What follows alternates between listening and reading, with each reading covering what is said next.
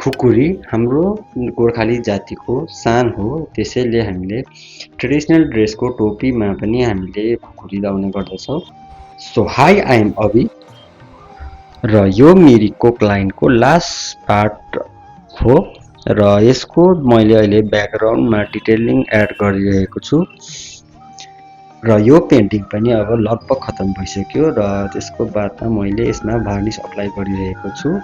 Acrylic varnish apply गर्न बहुतै important छ किनभने यसले पेन्टिङको साइन प्लस पेन्टिङलाई बचाउँछ र नेभर अबी आर्ट मेरो युट्युब च्यानलको नाम हो र यो पेन्टिङमा मैले जतिसक्दो डिटेल्स एड गरेको छु।